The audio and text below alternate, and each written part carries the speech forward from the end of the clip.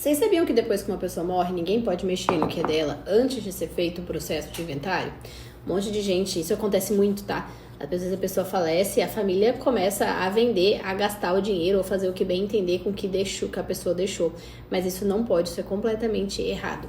Eu tô atendendo um caso de uma família aqui que o senhor faleceu e a esposa dele tinha metade de todos os bens que ele tinha, só que eles deixaram isso por muitos anos parado. E aí ela continuou alugando o imóvel e etc, só que não pagou nenhum dos encargos. Então a gente tem uma dívida bem considerável de IPTU, de taxa de lixo, enfim, várias outras dívidas que não foram resolvidas. O carro foi vendido, não foi transferido, enfim, aquela história que todo mundo conhece de fazer as coisas sem regularizar, porque todo mundo tem medo de inventário, né? Sabe que demora, que vai ter um custo, tem gasto, tem imposto, etc.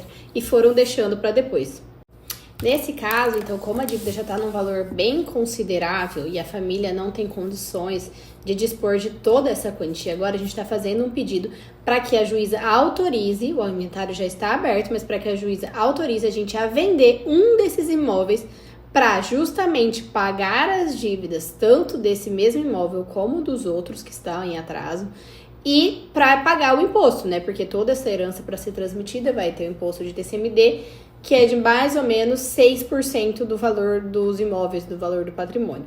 Então, nesse caso, a gente vai pedir essa venda, só que ela tem que ter autorização judicial e todo o dinheiro que for arrecadado com essa venda vai ser depositado nos autos do processo de inventário e a gente só vai poder sair dali, tirar esse dinheiro depois que tudo for pago, todas as dívidas, imposto, e aí sim, o que sobrar, a gente transfere para os herdeiros. Mas primeiro a gente vai precisar de uma autorização da juíza para fazer isso, até porque senão sequer o cartório registra essa compra e venda.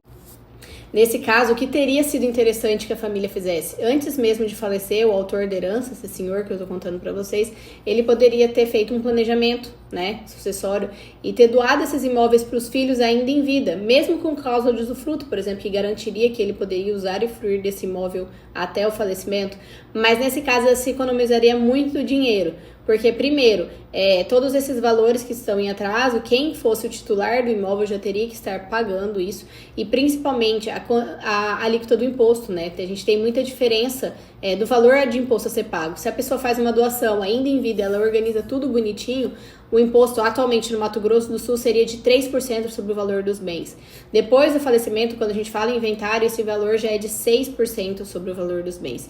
Então, se a gente pega um imóvel no valor considerável, um patrimônio de valor considerável, essa diferença do imposto é muito grande. Então, vale muito a pena organizar isso ainda em vida.